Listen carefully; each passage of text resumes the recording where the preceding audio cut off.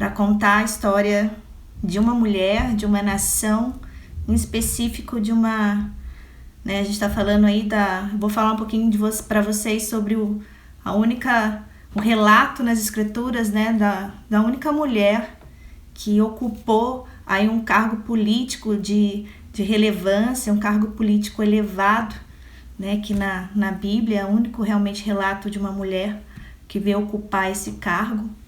Então, eu tô passando aqui rapidinho para falar um trecho para vocês que tá lá no livro de Juízes, Juízes 4, Juízes 5, tá? Mais em específico, que relatam uma guerra, tá? Uma guerra ocorrida ali em Israel, tá? Esse livro, o livro de Juízes, ele relata um período ali de Israel historicamente compreendido entre 1375 a 1050 a.C., tá? Então, nessa época aqui, quando teve essa guerra, né, Israel, ela estava sendo oprimida por um grande rei de uma tribo ao norte, um rei muito poderoso. Nessa época aqui, né, que eu falei com vocês, até 1050 a.C., ele realmente era o rei mais poderoso dessa época, porque ele é o único que detinha a tecnologia, né, do ferro. A Bíblia fala que ele... Como que fala aqui? Deixa eu só pegar o trecho aqui. Esse rei, né, ele era o rei lá, né, de Canaã, e ele realmente, ele era o único que detinha a tecnologia do ferro nessa época. Tá? Então ele detinha carros de ferro, ele detinha escudos, ele detinha espadas, ele realmente era o rei ali, era a tribo que detinha essas tecnologias de guerra mais avançadas. Então ninguém realmente conseguia derrotar o exército, né, dele, né, o exército de Jabim, né? Ninguém conseguia realmente, nenhum exército conseguia derrotar ele. E justamente nessa época surge na história, né, enfim, a Bíblia relata isso muito bem, surge a figura de Débora. Débora, né, não tem nenhum relato dela aí sobre a juventude dela em si, né? Nós temos relatos na Bíblia que ela era uma dona de casa, né, quando ela foi levantada ali para servir realmente aquela nação, né? Ela realmente nessa época ela tinha um dom, ela era profetisa e ela tinha um dom de ser uma pacificadora social, né? Débora, ela se destacou nessa nação, mais uma vez, eu tô falando aí até 1050 a.C., né? Realmente ela era uma pacificadora social, ela era uma conselheira, né? Um povo, uma nação levantou Débora como juíza, né? Como eu falei no início, ela não pertencia a nenhuma linhagem aristocrática. Débora, ela é apenas identificada como a mulher, né, de Lapidote, do esposo dela. Então realmente ela foi a única mulher aí nas escrituras a ocupar um cargo político elevado, né, por escolha do povo. E de fato, o relato tá ali no livro de Juízes, né, 4, Juízes 5, realmente ela era uma mulher de muita sabedoria, né? E Débora realmente, ela surge, né, para liderar, para salvar um povo num período de muita opressão. Israel já estava sendo oprimido por esse reinado já há mais de 20 anos, né? Então, nesse momento, Débora, ela, né, no momento assim, onde o sistema judicial era totalmente corrompido, né, onde o exército de Israel, ele realmente estava preocupado, né, em defender apenas as suas fronteiras, né, as fronteiras do país. Então realmente, e outro ponto também, o sacerdócio nessa época também, ele já estava totalmente, né, sem nenhuma expressão. O povo estava totalmente descrente em Deus, enfim, numa figura religiosa, né, no Deus vivo de Israel. E na Bíblia a gente relata esses momentos, né? A paz, pastor, paz do Senhor, tudo bem? Seja bem-vindo. Então, eu tô falando da história realmente de uma mulher, tá? Uma mulher que Deus a levantou para poder liberar uma nação. Como eu falei com vocês, ela teve realmente uma figura muito importante, né? Nessa época ela se tornou juíza, ela se tornou libertadora de uma nação em tempo de guerra, tá? Porque ela tomou a atitude, tá? Ela tomou a atitude de procurar um grande guerreiro de guerra, né? E juntamente com ele, eles formaram um exército de 10 mil homens, tá? Justamente para buscar derrotar, né, esse exército de Jabim, que já estava, né, oprimindo Israel já há mais de 20 anos. Então, o período de Juízes, realmente, ele foi marcado por muitas opressões, né? E de fato, o povo, né, hebreu, ele sofreu muito, né, desde que teve a morte do seu grande líder, né? E realmente, quando o rei de Jabim invadiu Israel, né, a crueldade dos cananeus era realmente intensa, como eu falei, devido a esse domínio da tecnologia do ferro. E eles eram o único povo, né, o povo de Canaã era o único nessa época que detinham essa tecnologia. Depois, muito para frente, ali Davi, né, trouxe aí inúmeras tecnologias aí tecnologias aí para as guerras, enfim, né? Mas nessa época realmente apenas esse exército, o exército de Jabim da região de Canaã, que detinha essa tecnologia, tá? Então por isso ele era um exército imbatível. Mas Débora se levantou, tá? A nação realmente, como eu disse, reconhecia Débora como uma profetisa de Deus, tá? E realmente solicitou a ela ajuda, auxílio, solicitou a sua sabedoria, tá? Justamente ante a opressão dessas tribos do norte. E Débora, ela não hesitou, né? De imediato ela chamou a ajuda do grande guerreiro, né? Quem conhece a história, ele era chamado Baraque, né? Foi realmente um grande guerreiro.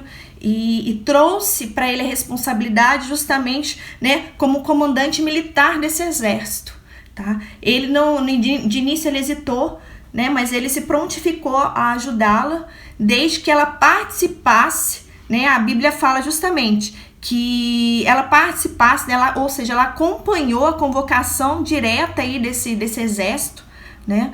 E também esteve com ele lá no campo de guerra, no campo de batalha.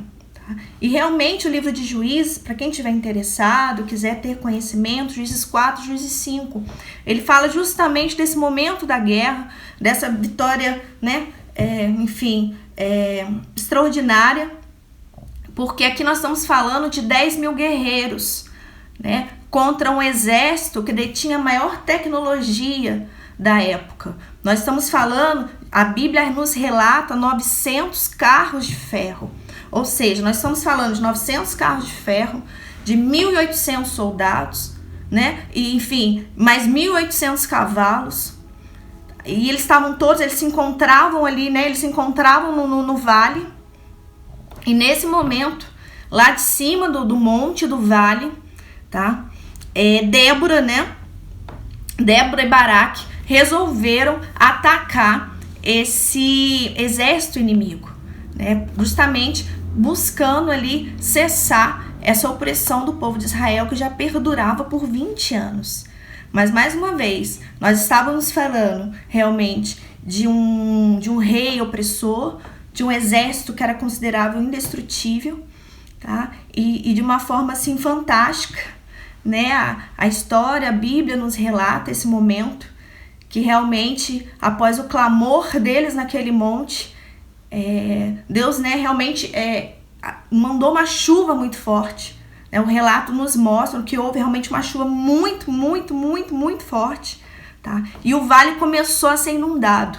E como eles estavam num vale, né, justamente esse vale ele virou um pântano, né? E, enfim, os cavalos começaram ali, a paz, pastor. E os cavalos realmente começaram a atolar.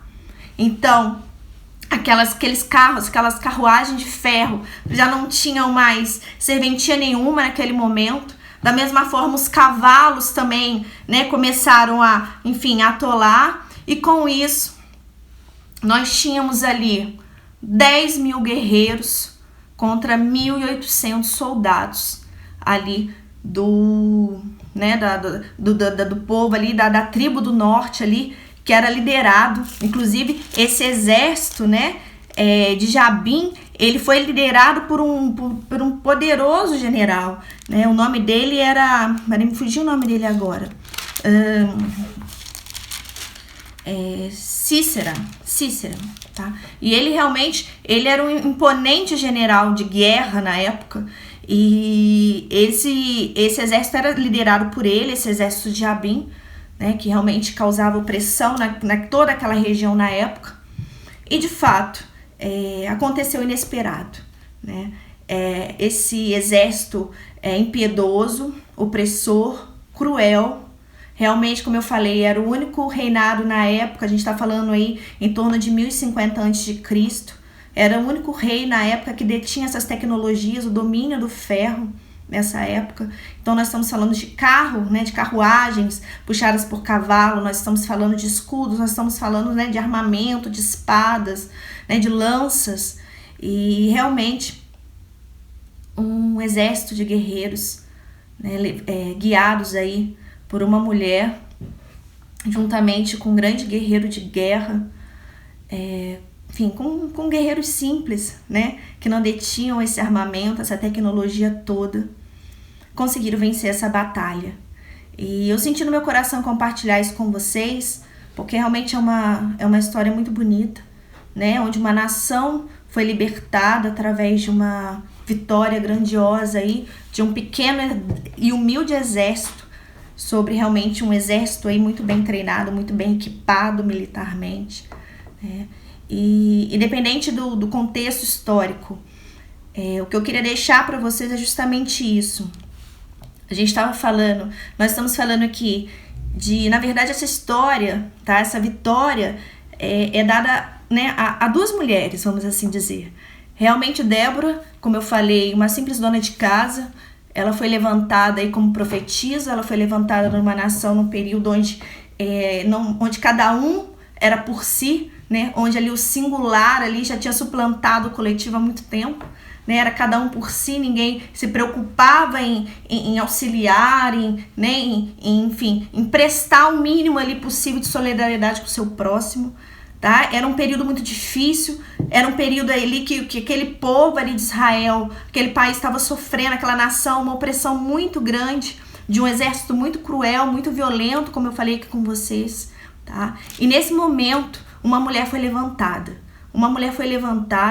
tá? Justamente para ser a pacificadora social nesse momento, tá? Com a sua sabedoria, né? Com o seu dom de liderança, tá? E a confiança que o povo tinha nela, a pessoa dela, tá? Ela teve sabedoria, ela montou um exército com um guerreiro, com um grande guerreiro, tá bem? E quando a situação parecia que não tinha mais jeito, quando parecia que a situação não iria mudar, né? Quando eles só tinham ali, quando eles viam que eles tinham 10.000 homens, né? Contra 900 cavalos de ferro, contra 1.800 soldados equipados com lanças, espadas, escudos, 1.800 cavalos. Débora meio que hesitou quando Baraque a chamou para tomar conta da retaguarda dela. Mas ela olhou para cima e falou: não, eu tenho 10.000, mas eu preciso de 10.001. Se eu não tiver esse 10.001, eu não vou conseguir. E assim, de uma forma sem explicação, caiu aquela tempestade, aquela chuva em abundância, e realmente inundou aquele vale. As carruagens ficaram atoladas, aquilo que oprimia já não era capaz de causar opressão, aquilo que causava medo já não era mais capaz de causar medo. Aquele barulho dos escudos batendo, das espadas de ferro batendo, já não soavam mais, porque os soldados já haviam caído no chão. As carruagens, os cavalos já haviam atolado. Tudo aquilo já tinha sido livrado.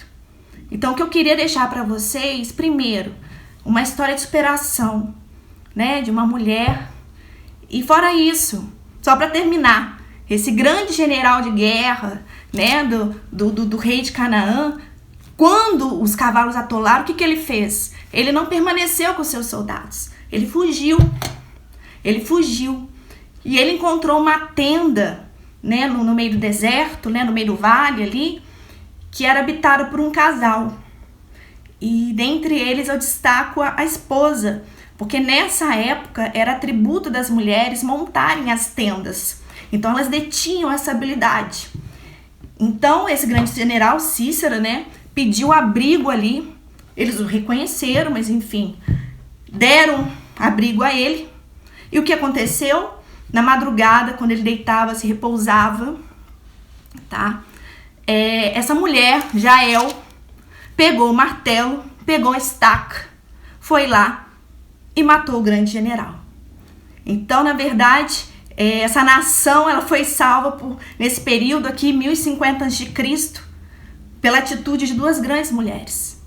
Uma que foi lá, que estava à frente de um exército, junto com um grande guerreiro, né? E de uma outra que teve a sutileza, né, de agir na hora certa. Tá? E principalmente, o que eu quero deixar para vocês é isso. Nada é impossível. Tudo é possível. Aqueles que creem, principalmente aqueles que buscam estar capacitados porque o seu coração deseja. Então eu queria deixar essa mensagem hoje para vocês. Realmente nada é impossível. Por mais que os problemas pareçam impossíveis, por mais que os problemas batam como barulho, né, daquelas espadas e daqueles escudos, porque nessa época esse exército era o único que detinha essa tecnologia. Tá? Mesmo assim, eu desejo, eu profetizo, tá? Que uma chuva de bênçãos, uma chuva de paz, uma chuva de refrigério chegue até você e te livre de tudo isso que está te causando opressão, de tudo isso que de certa forma está te paralisando. Então essa mensagem. Paty, te amo, sua linda, tô morrendo de saudade de você. Te chamo pra tomar café, você não toma café comigo. Você é desse jeito. Ó, Deus vai te pegar na curva, viu? Te amo, tô com saudade. Então é isso, sabe? A mensagem que eu queria deixar eu sou apaixonada pela Bíblia, sou mesmo. Sou apaixonada por essas histórias fantásticas. E Deus tocou meu coração. Não sei o endereço para quem essa mensagem deve ir, mas não se preocupe, porque você foi chamado, você vai ser capacitado. Então não hesite. Mesmo que a situação pareça que não tenha solução, não hesite, porque se você foi capacitado, você vai dar conta. Beijo para todos. Obrigada e que essa palavra toque você de alguma forma. Beijo grande. Deus os abençoe. Que a paz do Senhor, aquela paz que, né, a paz que excede mesmo, que transcende todo entendimento nosso, esteja aí presente no seu coração, que esteja presente no seu lar nesse momento. Fica com Deus. Boa noite.